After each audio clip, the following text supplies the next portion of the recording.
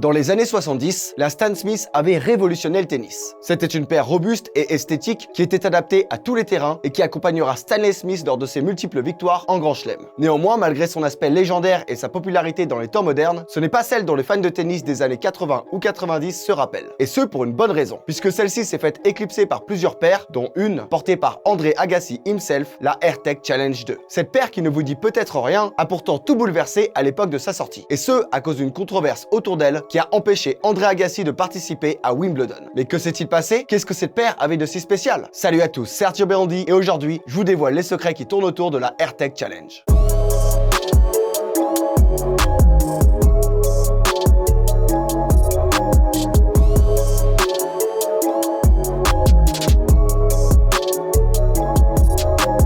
Nike et les chaussures de tennis, c'est une grande histoire d'amour. Et ce depuis maintenant plus de 40 ans. Mais ceux qui suivaient le tennis dans les années 80 se souviennent en particulier d'un joueur, qui était d'ailleurs leur premier ambassadeur de renom, John McEnroe. Il était la figure parfaite pour la marque au swoosh car tout comme eux, il était rebelle et allait toujours à contre-courant. C'est pour cela qu'à l'image de Michael Jordan, Nike décidera de lui confectionner sa propre paire, la Mac Attack, dont vous avez sûrement entendu parler récemment. Cette paire légendaire a grandement contribué à l'expansion de Nike dans le tennis, même si la véritable révolution commencera avec la Air Trainer One quelques années plus tard, lorsque John McEnroe décidera de la porter sur un court de tennis malgré les interdictions de Nike. Cette paire qui était destinée au cross-training au départ deviendra une paire de tennis et changera totalement la donne, puisque Tinker Hatfield allait dorénavant voir la création de chaussures de tennis d'une toute autre façon. Sentant l'engouement qu'il y avait autour de ce sport, beaucoup de marques décideront de sponsoriser de plus en plus de joueurs, comme Michael Chang avec ses Reebok Pump, Boris Becker avec ses Puma qui portaient son nom, ou bien André Agassi. Et c'est lui qui va nous intéresser particulièrement, car il portera la tennis la plus révolutionnaire des trois.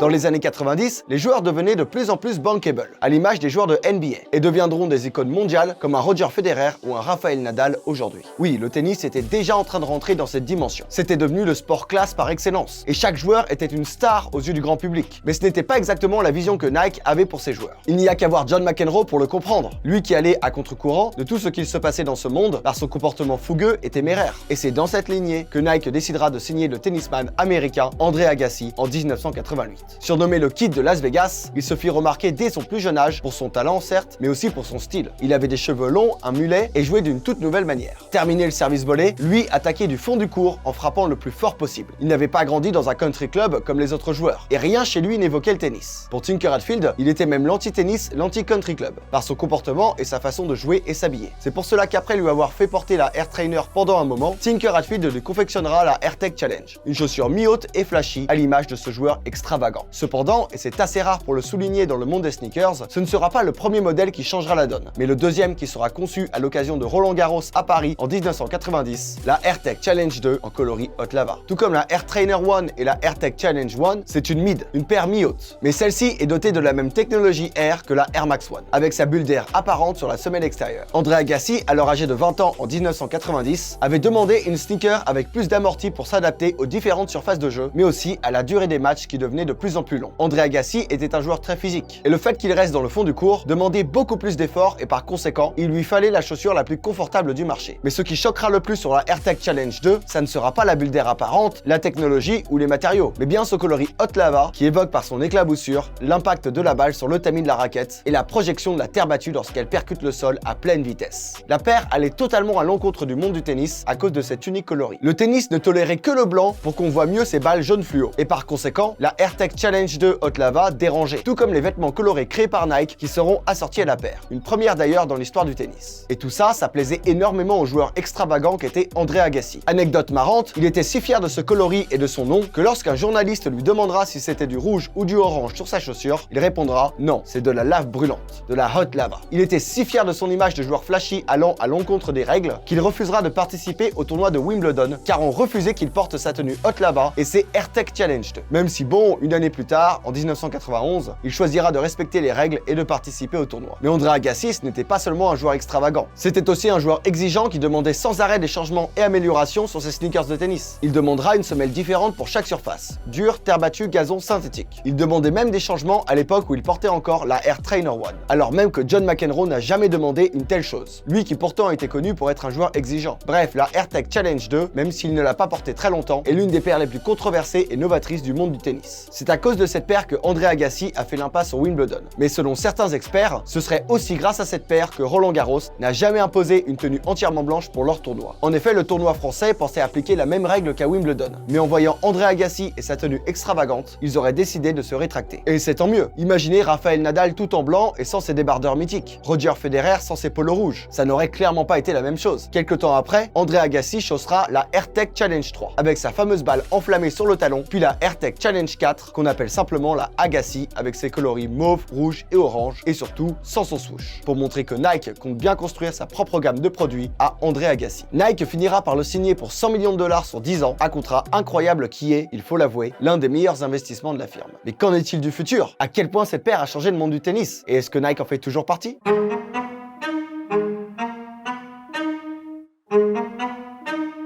Tout le monde le sait, Nike est un monstre en termes de sponsoring aujourd'hui, que ce soit dans le basketball, le foot ou le running. Mais la marque doit aussi son statut de numéro 1 au tennis. À la suite de la AirTech Challenge, Agassi portera la Air URH Challenge, qui, vous l'aurez compris, grâce à son nom, est un mélange entre la AirTech Challenge et la Air URH, deux créations de Tinker Hatfield qu'il a réunies en une seule chaussure. On retrouve dessus du néoprène pour le confort, du caoutchouc pour assurer la stabilité, mais aussi quelques empiècements en cuir pour le même motif. Cette paire a beaucoup séduit André Agassi, mais aussi le public qui lui vantait son aspect hybride. En effet, Nike ira encore plus loin dans le tennis en signant le rival ultime d'André Agassi, Pete Sampras, qui portera l'incroyable Air Oscillate qui lui permettra de gagner 4 Wimbledon de suite entre 1997 et 2000. Un record dépassé plus tard par Roger Federer. Et ce qui était intéressant avec Pete Sampras, c'est qu'il était le parfait contraire d'André Agassi. Pete Sampras était un adepte du service volé et possédait une élégance rare sur un court de tennis. Tout ce que détestait André Agassi. Hélas, c'est l'élégance qui gagnera puisque Pete Sampras signera 20 victoires contre 14 défaites face à son compatriote extravagant. En ce qui concerne sa chaussure, la légende raconte que Tinker Hatfield aurait défié Pete Sampras au basketball en lui demandant de chausser les Air Oscillate. Pete Sampras aurait tellement aimé la chaussure qu'il aurait décidé de l'adopter sur les cours immédiatement. Et vu les victoires qu'il signera avec, personne ne peut dire que ce n'était pas le bon choix. Mais même si Pete Sampras a accompli de nombreux exploits et a défié la domination de son compatriote, Agassi avait accompli le plus grand exploit du tennis à ce jour, avec des Nike à ses pieds. En effet, le joueur est le seul joueur de l'histoire à avoir remporté les 7 titres les plus prestigieux du monde du tennis. Les 4 grands chelems, les Masters et bien sûr la médaille d'or aux Jeux Olympiques d'Atlanta en 1996. Agassi était un immense joueur et Nike ne peut que s'estimer heureux qu'il ait amené leurs chaussures aussi loin dans l'histoire de ce sport. Et en parlant de ça, un autre joueur a évidemment contribué à la légende de Nike dans le tennis. Et cet autre joueur, c'est Roger Federer. Oui, évidemment, Nadal aussi. Mais Roger Federer a beaucoup plus laissé son empreinte sur la marque au swoosh de par son style, son élégance, mais aussi ses sneakers de tennis. Celui-ci chaussera la Nike Vapor 9,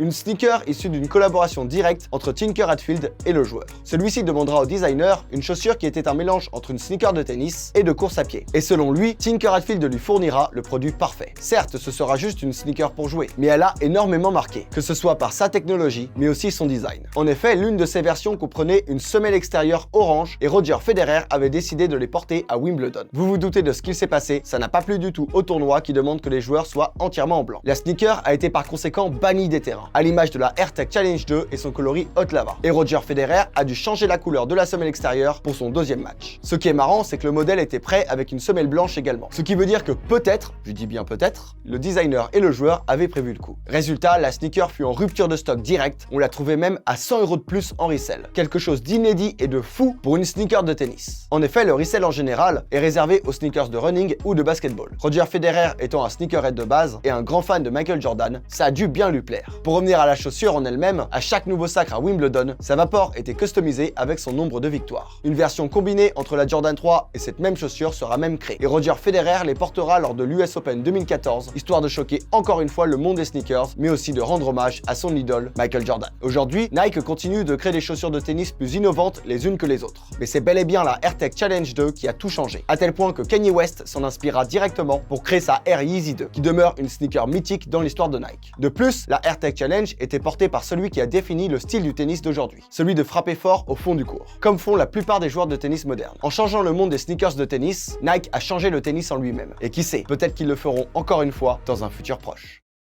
Voilà, c'est la fin de cette vidéo. N'hésitez pas à liker, à commenter et à vous abonner à la chaîne si ce n'est pas déjà fait. N'hésitez pas aussi à activer la cloche des notifications. Merci d'avoir regardé et je vous dis à très vite sur Sneak On Air.